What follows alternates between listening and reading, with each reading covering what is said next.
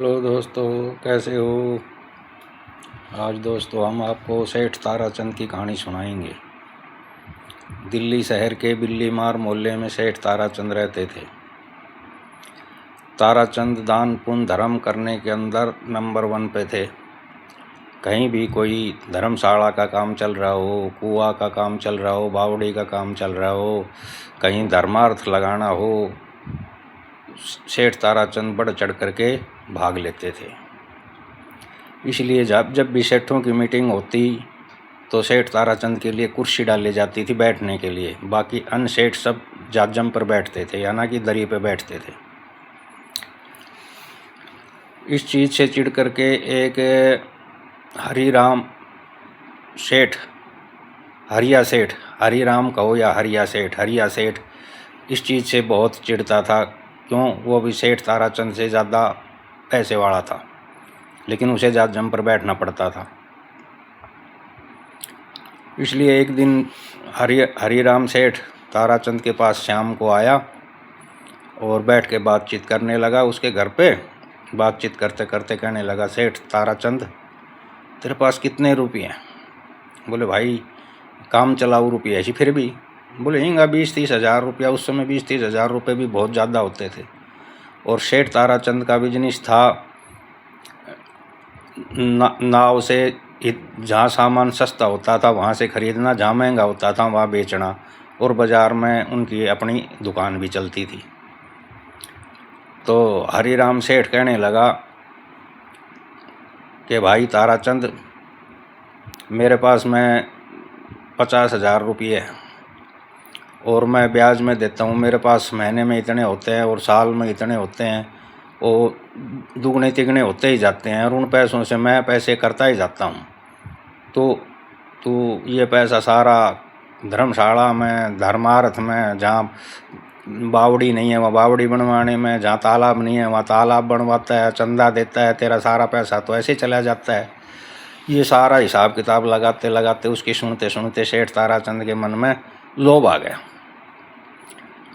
उसने दूसरे दिन सुबह ही डुंडी पिटवा दी कि सेठ ताराचंद के नाम से सब धर्मार्थ बन। गौशाला में चंदा नहीं जाएगा, अनाथ आश्रम में चंदा नहीं जाएगा, बावड़ी धर्मशाला किसी चीज़ में भी पैसा नहीं दिया जाएगा। राहगीरों के लिए भोजन बनवाता था सेठ ताराचंद, वो भी बंद करवा दिया। इस चीज़ की डुंडी पिटते ही सेठ ताराचंद का जो पानी का नाव, जहाज बोलते हैं, पहले नाव ही थी वो, लेकिन आज जहाज बोलते हैं, वो उसके अंदर दरियाओं के अंदर डूब जाता है। और सेठ ताराचंद के पास जो भी पैसा था सब ख़त्म हो जाता है। मांगने वाले मांगने लग जाते हैं, जिनके सेठ ताराचंद मांगता था वो सब मना कर देते हैं। अब सेठ ताराचंद की 10-15 दिन में ही ऐसी हालत हो गई कि उसको खाने के भी लाले पड़ गए। बचे कुचे पैसे थे मांगने वाले ले गए, अब भी लोग मांगने वाले रह गए, क्योंकि उसका जो बिजनेस था वो तो फैल हो गया। माल उसका उसके अंदर समुद्र के अंदर डूब गया। अब सेठ ताराचंद का बहुत बुरा हाल हो गया। अब सेठानी से कहता है, सेठानी क्या करें, बहुत बुरी स्थिति हो गई। अब सेठ जी ने अपना काम शुरू, पैसे तो थे नहीं। अब सुबह सेठ ताराचंद गोबर चुगता और शाम को, मतलब दिन में एक चने का छोटी सी वो पटड़ी पे वो लगाने लग गया, चने बेचने लग गया। अब सेठ ताराचंद को लोग सेठ ताराचंद से तारिया कहने लग गए। सेठ ताराचंद की ये स्थिति हो गई। तो एक दिन सेठानी सेठ को रात को कह रही है कि कुछ पैसे का कहीं से इंतज़ाम हो जाए तो इंतज़ाम करके देख लो। आपने भी लोगों को बहुत दिए थे। बोले वो वक्त तो सेठानी गया, 5 पैसा कोई देने वाला नहीं है। अब सेठ ताराचंद कहने लगा कि हापुड़ के अंदर मेरा मनसाराम भाई है, मतलब धर्म भाई है, मैं उसके पास मदद के लिए जाऊंगा और वैसे पैसे लूँगा नहीं। अगर तुम्हारी इजाज़त हो तो अपना जो चंद्रगुप्त है इसको उसके पास गिरवी रख दूँ और फिर मैं पैसे मांग के ला सकता हूँ, वैसे तो पैसे नहीं लाऊंगा। सेठानी पहले तो मना करती रही, लेकिन उसने लास्ट में हाँ भर ही ली।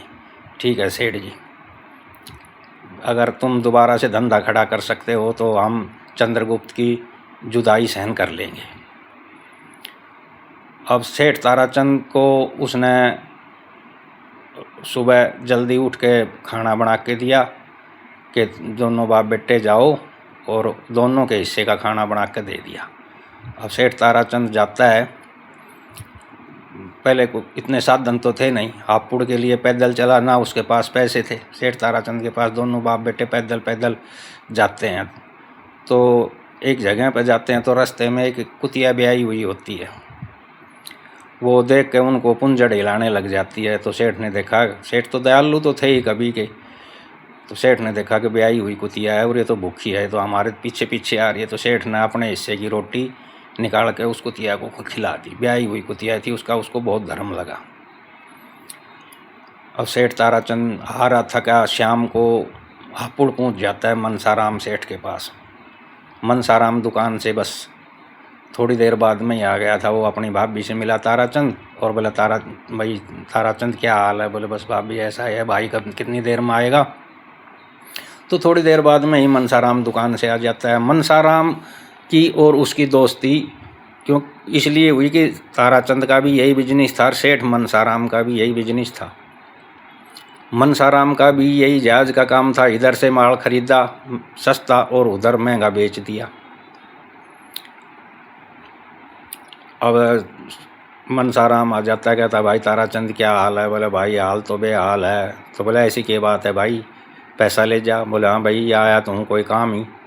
अब रात भर बातचीत करते रहे तो मनसाराम बोला भाई चाहिए जितना रुपया ले जा, कोई बात को ना भाई, वक्त किसी का साथी नहीं है, और तेरे को चाहिए जितना रुपया ले जा। बोले भाई रुपया तो ले जाऊंगा, लेकिन मैं ये चंद्रगुप्त ले आया हूँ, मेरा बेटा, ये अनमोल रतन है मेरा, इसको गिरवी रखेगा तो मैं तेरे से पैसे ले सकता हूँ। बोले यार कैसी बात करता है, भाई से भाई कोई चीज़ गिरवी रखता है? बोले नहीं भाई, कल ने मैं दोबारा ऐसे पैरों पे खड़ा हो जाऊँ और मेरा वैसा ही धंधा शुरू हो जाए तो भाई बोली मार देगा कि भाई मेरे पैसे से ही धंधा खड़ा करा है। अब वो ताराचंद नहीं मानता कि भाई नहीं, अगर रखेगा गिरवी तो ही मैं तेरे से पैसे लेके जाऊंगा। बोला ठीक है भाई, नहीं मानता तो देखेंगे। अब सुबह उठे, नित्य क्रिया से फ्री हुए तो मनसाराम कह रहा भाई ताराचंद मैं दुकान पे जाता हूँ, और ऐसा करना तेरी भाभी से तेरे को चाहिए जितने रुपए ले जाना। बोला ठीक है। अब वो कहे भाभी मेरे को 200 रुपये दे दे, और इसने चंद्रगुप्त ने रख ले। तो उसने सेठानी ने बताई थी मनसाराम की घरवाली ने कि भाई मैं ऐसे ऐसे, मैं तो भूखा था और चंद्रगुप्त ने तो खाना खा लिया था, मेरा हिस्सा का खाना मैंने एक ब्याई हुई कुतिया को डाल दिया था। तो वो मनसाराम की घरवाली कहने लगी कि ताराचंद हमने चंद्रगुप्त नहीं चाहिए, आप 200 रुपये ले जाओ, और जो कुतिया को आप खाना डाल के आए थे ना, उस ब्याई हुई कुतिया को खाना डाल के आए थे, वो धर्म हमारे नाम कर दो।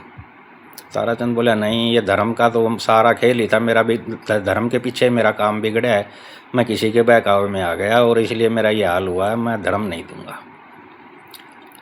तो ताराचंद का वक्त खराब था, उसने 200 रुपये लिए और चंद्रगुप्त को वहाँ गिरवी रख दिया। सेठ मनसाराम के गिरवी रख के 200 रुपये लेकर नोड़ी में डाल के और आ गया। गर्मियों का समय था। दोपहर में चलते चलते दोपहर में हरनंदी नदी पे पहुँचे। सेठ ताराचंद हरनंदी नदी पे पहुँचा, बोले सोचा कि भाई नहा लेता हूँ, गर्मी बहुत है। तो हरनंदी नदी पे कपड़ा निकाल के और नोड़ी को रख के एक साइड में, इधर उधर देखा कोई नहीं है, नोड़ी को रख के साइड में और हरनंदी नदी में नहाने लग गया। और वो नोड़ी रखी थी कपड़ों से थोड़ी सी दूर एक साइड में। अब गाय आई चरती चरती चरती और उस नोड़ी के ऊपर चौथ कर गई। चौथ का मतलब समझते हो, गोबर कर गई। अब वो नोड़ी दब जाती है सेठ ताराचंद की, 200 रुपये की नोड़ी। अब आया सेठ ताराचंद नाक करके और देखा कपड़े तो हैं, नोड़ी नहीं है। अब वो ख़राब वक्त की वजह से उसने ये नहीं सोचा कि भाई मेरी नोड़ी यहाँ रखी थी, गाय भी पशु भी गोबर कर सकता है। अब ताराचंद छाती में हाथ मार कर ध्वाथड़ मार कर रोया, अरे हरनंदी नदी तूने मेरे को लूट लिया। 200 रुपये चंद्रगुप्त, एक अनमोल रतन मेरा रख के मैं 200 रुपये लेके आया और वो मेरे 200 रुपये भी तूने लूट लिए। अब सेठ ताराचंद आ रहा था क्या उदास मन से सेठानी के पास आ जाता है दिल्ली में। कहता है सेठानी मेरे साथ तो ये हुआ। बोले कोई बात नहीं सेठ जी, वक्त का खेल है, जो होगा सो देखा जाएगा। आप जैसे भी हो आप गोबर लेके आओ, मैं ऊपड़े थापूंगी और ऊपड़े बेचूंगी, और आप ये चने वाला काम जो आप कर रहे हो थोड़े से पैसे में हो जाता है, आप करते रहो।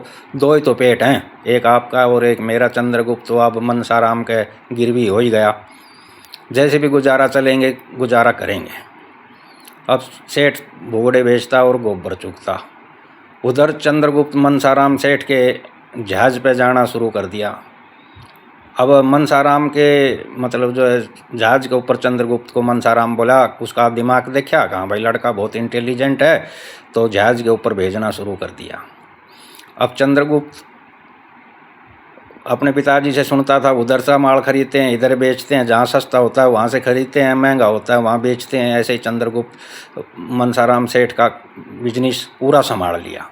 महीने 2 महीने में ही मतलब जो है वो एकदम इंटेलिजेंट हो गया और पूरी जहाज का हिसाब किताब अकेला करने लग गया। और नौकर चाकर उसको किश्ती को चलाने वाले चलाते थे, बोझा ढोने वाले ढोते थे, वो अपना हिसाब किताब में मस्त रहता था चंद्रगुप्त। अब जब भी वो बाहर से माल लेके आए और बेच करके जब हापुड़ आए सेठ मनसाराम के पास, तो मनसाराम की ज़बान पर चंद्रगुप्त रहने लग गई।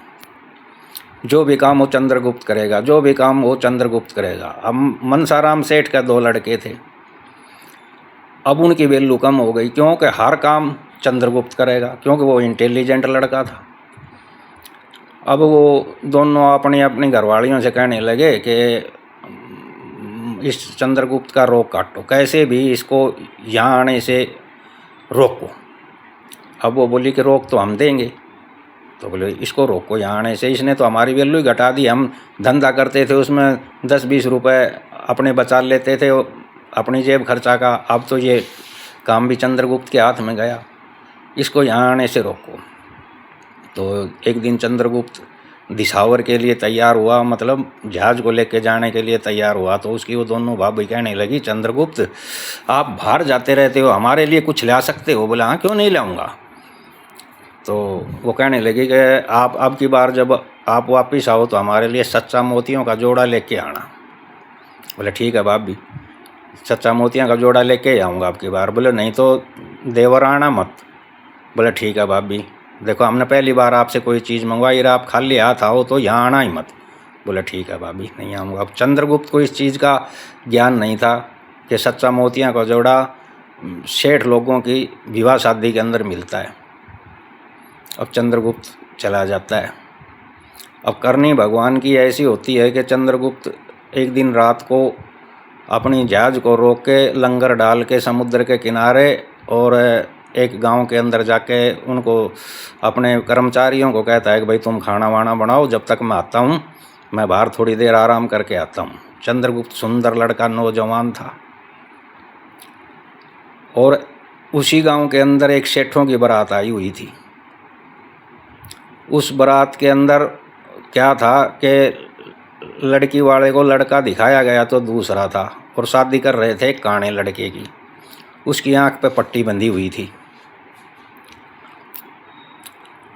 अब इस चीज़ की चर्चा कैसे हुई कि वो उस लड़की की, सेठ की लड़की की सहेलियां दूध पिलाने के लिए आती हैं। तो वो जब उसको दूल्हे को दूध पिलाने के लिए आई तो वो उन्होंने देखा कि भाई इसकी तो ये तो काना है, इसकी आंख पे पट्टी बांध रहे हैं। उन्होंने उसको देख लिया, लड़कियों ने उस काने लड़के को देख लिया। अब वो दूध तो पिलाया ही उसको, लेकिन आकर के उस लड़की को कह दिया कि जिससे तेरी शादी हो रही हो लड़का तो एक आंख से काना है। काना? मेरे पिताजी तो कह रहे थे कि नहीं बहुत अच्छा लड़का है, अच्छे घराने का। बोले घराने का तो हमें पता नहीं, लेकिन लड़का काना है। अब वो लड़की पढ़ी लिखी बहुत इंटेलिजेंट थी। उसने अपने पिताजी को बुलाया, पिताजी आप जिससे मेरा रिश्ता करके आए थे लड़का कैसा?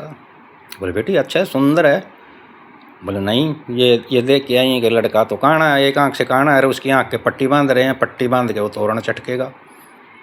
अब इस बात की चर्चा होते होते होते बारात तक पहुंच गई। अब बारात में खलबली मच गई, कैसे हो भाई।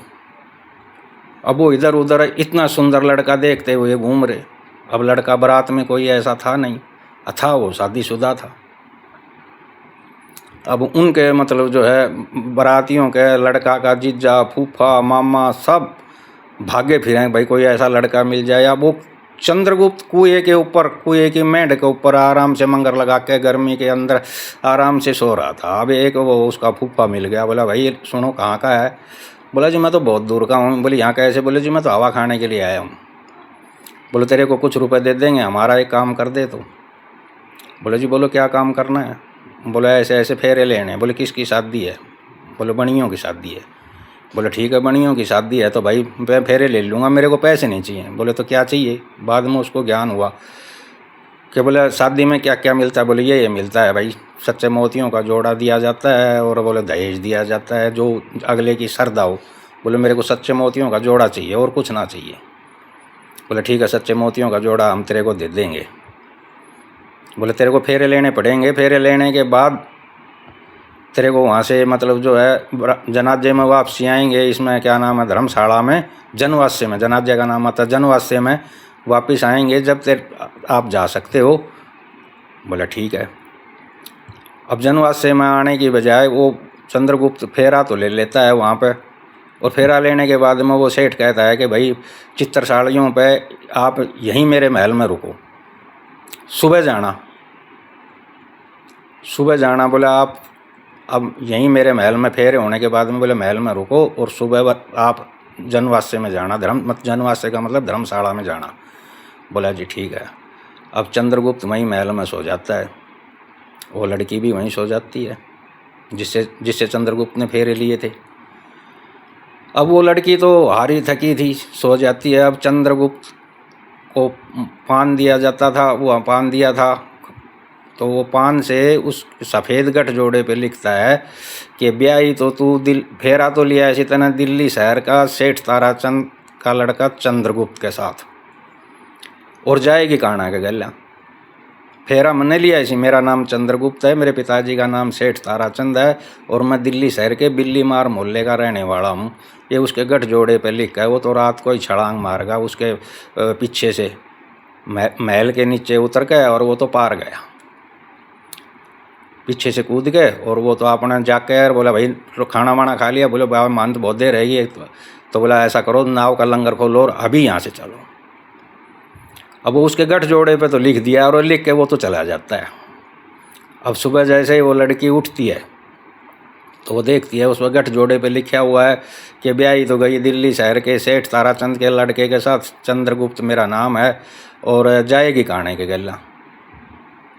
ये लिख के वो चला गया। अब उधर से मतलब जो है धर्मशाला की तरफ से उस पर कमर कलेवा के ऊपर आते हैं तो वो काना के और पट्टी बांध के आँखों पर आते हैं। तो वो लड़की कहती है कि पिताजी ये वो नहीं है, ये देखो ये गठ जोड़ा पे क्या लिखा हुआ है। गठ जोड़ा पे लिखा है कि ब्याही तो गई है चंद्रगुप्त के साथ दिल्ली शहर का बिल्ली मार मोहल्ले का सेठ ताराचंद का लड़का, और जागी काने के गला। बोले पिताजी देखो। तो बारात को वापस लौटना पड़ा और सेठ वो चंद्रगुप्त अपनी जहाज़ को लेकर जहाँ माल खरीदना था वहाँ खरीदने के लिए चला जाता है। अब वो लड़की कहने लगी पिताजी मैं तो इसी लड़के के पास जाऊंगी, चाहिए मेरे को कितनी भी मेहनत करनी पड़े। बोले नहीं बेटी मैं तेरे को कहेगी जितने रुपए दे दूंगा और तू चंद्रगुप्त को ढूंढ ले, उसका पता लगा और जा। अब वो लड़की अपने पिताजी से धन लेकर के, बहुत सा धन लेकर के और आ जाती है और आके दिल्ली शहर के बिल्ली मार मोहल्ले में ही खाली जगह पड़ी हुई थी जहाँ पर पशु आवारा घूमते थे। वहाँ आकर के उस लड़की ने गैरवा कपड़े खरीदे और साधु का भेष बना के और वहाँ धूना तपने लग गई। वहाँ धूना तपती है तो सेठ ताराचंद गोबर चुगता और उसके पास बैठने लग गया। थक जाता जब ही जाके महाराज के पास बैठ जाता। तो एक दिन महाराज कहने लगा कि बच्चा क्या नाम है तुम्हारा। बोले महाराज था जब तो सेठ ताराचंद था, आजकल तो लोग तारियों की तारिया क्या हाल है। बोले अच्छा। बोले कितने आदमी हो तुम घर में, कितने सदस्य हो। बोले महाराज 3 सदस्य हैं, एक मैं और एक मेरी घरवाली। बोले एक लड़का। बोले लड़का कहाँ है तुम्हारा। बोले लड़का तो मेरा ऐसे ऐसे महाराज क्या बताऊँ 200 रुपये में गिरवी धरा है। तो उसने अपनी कहानी सुनाई कि भाई 200 रुपये गिरवी, 200 रुपये के लिए बेटे को गिरवी धर के आया था, ऐसे नदी पे नहाने लगा, हरनंदी नदी पे नहाने लगा और मेरे 200 रुपये भी वहाँ गायब हो गए। मेरे तो बेटा भी गिरवी धरा गया और 200 रुपये भी ना रहे। तो वो महाराज कहने लगा कि बच्चा ऐसा है, आप अपने बेटे को छुटवा लो, 200 रुपये मैं दे देता हूँ। बोले महाराज आपको कहाँ से दूंगा मैं 200 रुपये। बोले आप इसकी चिंता मत करो, मैं तो साधु आदमी हूँ, मेरे को तो कोई फ़र्क पड़ता नहीं। आप ऐसा करना, मैं सुबह मतलब जो है नित्य क्रिया के लिए टट्टी फरागत के लिए जाऊँगा, आप मेरे धूने में से 200 रुपये निकाल ले जाना और अपने बेटे को ले आना। ताराचंद ने सोची कि भाई साधु तो मेरे साथ मजाक कर रहा है, ये इतनी बेइज्जती हो रही है, अब ये और बेइज्जती पे बेइज्जती करेगा। लेकिन ताराचंद बोला ठीक है महाराज आप कह रहे हो तो सुबह मैं 200 रुपये निकाल लूँगा। अब सेठ ताराचंद सुबह जल्दी आया, भाई कोई देखे ना, और वो साधु वहाँ पे था नहीं।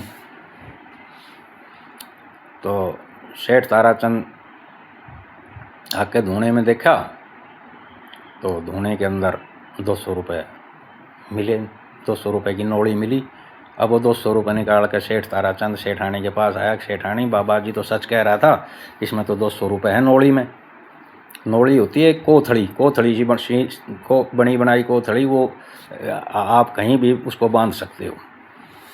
तो बोले ठीक है सेठ जी आप चंद्रगुप्त को ले आओ, बहुत दिन हो गए। बोला ठीक है तो मैं जाऊंगा। अब वो ताराचंद तो इधर से चलता है और दिशावर से चंद्रगुप्त सेठ मनसाराम के पास आता है। तो आते ही भाभी कहती हैं कि देवर मारियो सच्चा मोतियाँ का जोड़ा लाया। बोले हाँ भाभी लाया। बोले ये लो। बोले कहाँ से मिला। बोले कहीं से मिलो, आपको सच्चे मोतियों का जोड़ा चाहिए था। बोले नहीं ये तो बगैर शादी के नहीं मिलता। बोला आप जोड़ा संभालो, शादी हुई या ना हुई इससे आपको कोई लेना देना नहीं है। अब वो सच्चे मोतियों का जोड़ा उनको दे देता है। शाम तक सेठ ताराचंद पहुंच जाता है 200 रुपये लेके, 200 रुपये नौड़ी में डाल के। अब 200 रुपये वो मनसा सेठ को देता है कि भैया 200 रुपये अपने संभाल और मेरा बेटा मेरे को दे दे। मनसा सेठ कहता है ताराचंद तेरे को जितने रुपये चाहिए उतने रुपये ले ले, चंद्रगुप्त बिजनेस में बहुत अच्छा चल रहा है और बहुत अच्छा चलेगा। अभी तेरे पास कोई काम भी नहीं है, ये इसका दिमाग चला है, वो फिर वैसा का वैसा हो जाएगा। तेरे को जितने रुपए चाहिए उतने रुपए तू मेरे से ले जा। बोले ना भाई तेरी नीयत में फ़र्क आएगा, मेरो बेटो दे दे मना। ताराचंद नहीं माना, चंद्रगुप्त को लेके और सेठ ताराचंद आ जाता है उसी हरनंदी नदी पे, उसी जगह पे। बोला यार चंद्रगुप्त मैं नहा लेता हूँ। अब वो नहाते नहाते वो कपड़े काट के देखे, जो वो गुरबीड़े नहीं होते जो गोबर में लगे रहते हैं, उनने वो गोबर को कुरच दिया। उसका समय भी कुछ अच्छा लग गया सेठ ताराचंद का। अब तो वो नोड़ी सेठ ताराचंद जब नहा के आया, जब अपने कपड़े पहनने लगा तो गुरबीड़ों की वो खोदा हुआ गोबर में से वो नोड़ी दिखाई दी। तो उसने हाथ से उस गोबर को हटाया, देखा तो नोड़ी रे। बोले चंद्रगुप्त ये 200 रुपया भी रही था, ये 200 रुपया मिल गया। बोले पिताजी चलो घर। अब दोनों घर आ जाते हैं। घर आ कर के और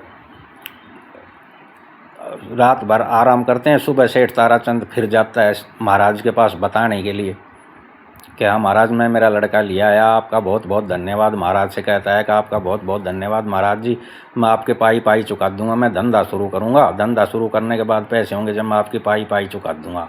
अगर आप कहो पहले दे दो तो मेरे वो 200 रुपये भी मेरे को मिल गए हैं, पहले ले लो, मैं धंधा कम पैसे से कर लूँगा। तो महाराज कहने लगे कि भाई कोई बात नहीं है सेठ जी, आप ऐसा करो कि हम आपके घर पर खाने के लिए चलेंगे। बोले हाँ ज़रूर चलो महाराज, मैं आज ही आपके लिए अच्छा भोजन बनवाता हूँ और मैं चंद्रगुप्त को मतलब जो है भेज दूँगा आपके पास। बोले ठीक है, खाना बनते ही मैं आपको चंद्रगुप्त के पास मतलब चंद्रगुप्त को आपके पास भेज दूँगा। बोले ठीक है महाराज। ये कह करके ताराचंद आ जाता है और सेठानी को कहता है कि सेठानी बढ़िया भोजन बना और साधु महाराज आएंगे जिन्होंने मेरे को 200 रुपये दिए थे। बोला भाई ठीक है सेठ जी, आपकी इच्छा अनुसार ही भोजन बनेगा। अब चंद्रगुप्त जाके महाराज को लेने के लिए चला जाता है। जैसे ही लड़की ने देखा कि हाँ यही लड़का है जिससे मैंने फेरे लिए थे, अब वो गठजोड़ा वो थैले में साथ डाल के ले आई थी लड़की। अब वो आ गई तो घर आते ही महाराज कहने लगा कि भोजन बाद में करेंगे सेठ जी। बोला तो बोले मेरे को आपके लड़के से 2 बात करनी है अलग बंद कमरे में। अब ताराचंद को फिर वहम हो गया कि भाई सेठ मनसा सेठ से तो 200 रुपये दे के छुटवा के लाया था, अब इसने 200 रुपये दिए हैं, अब ये पता नहीं मेरे बेटे के साथ क्या करेगा महाराज, ये क्या चाहता है। अब वो लड़की उसमें कमरे में बंद करके ना, और वो लड़की कहने लगी महाराज के रूप में कि मेरे को आप पहचानते हो। बोले नहीं महाराज मैं तो नहीं पहचानता, क्योंकि वो साधु वेश में, उसने भगवा रंग के कपड़े पहन रखे। तो वो बोले 1 मिनट डटो, आप बाहर जाओ, फिर मैं गेट खोलूँ जब अंदर आना। बोले ठीक है। अब उस लड़की ने वही पोशाक पहरी जो फेरों में पहरी थी, वही गठजोड़ा। चंद्रगुप्त को बोले आप अंदर आ जाओ। अंदर आया तो बोले देखो। बोले तुम? बोले तुम्हारे साथ मतलब मैंने फेरे लिए थे वहाँ। बोले मैं वही हूँ। बोले ये गठजोड़ा देख, दिल्ली शहर दिल्ली मार मोहल्ला या आपका लिखा हुआ है। बोले हाँ। तो अब सेठ ताराचंद ने कान लगा रखे थे गेट के क्वाड़ों के, जो गेट होता है कमरे का, उसके कान लगा रखे थे। बोले चंद्रगुप्त क्या बात है बेटा? बोले पिताजी कुछ नहीं है, बताता हूँ अभी आके। तो चंद्रगुप्त बाहर आता है। बोले पिताजी ऐसे ऐसे मैंने ये महाराज मुरुज कोई नहीं है, ये एक लड़की है, इसके साथ मैंने फेरे लिए थे और इसको गठजोड़े पे मैं लिख के आया था कि भैया ऐसे ऐसे ब्याही तो तू चंद्रगुप्त के साथ दिल्ली शहर बिल्ली मार मोहल्ला में रहने वाला सेठ ताराचंद का लड़का चंद्रगुप्त के ब्याही गई और जाएगी काना के गला। बोले पिताजी इसके साथ मेरी शादी हुई थी। बोले भाई बहुत बढ़िया। सेठ ताराचंद ने बिजनेस शुरू करा। वो लड़की कहने लगी पिताजी आपको जितने पैसे चाहिए उतने पैसे मेरे से लो, आप वैसे ही पहले जो करते थे जिस तरह करते थे उस तरह ही करो। अब सेठ ताराचंद ने अपनी बिरादरी को जिमाया, क्योंकि उस लड़की के पास में बहुत पैसा था। 400 रुपये 200 महाराज ने दिए थे, 200 वो मनसाराम सेठ से लेके आया था। अब 400 रुपये के अंदर मतलब जो है 200 तो वो उस वाले तो महाराज वाले तो खर उसको मनसाराम सेठ को दिया था, 200 रुपये तो उसके पास में थे। उसने नगरी को मतलब अपने भाईचारे को जिमाया। अब भाई मेरे लड़के की शादी हो गई और उस लड़की के दिए हुए पैसे से उसने बहुत अच्छा बिजनेस करा। फिर से वो सेठ ताराचंद कब आए। कहानी दोस्तों ख़त्म हो जाती है। हमारी कहानी को लाइक और सब्सक्राइब करें। जय हिंद जय भारत।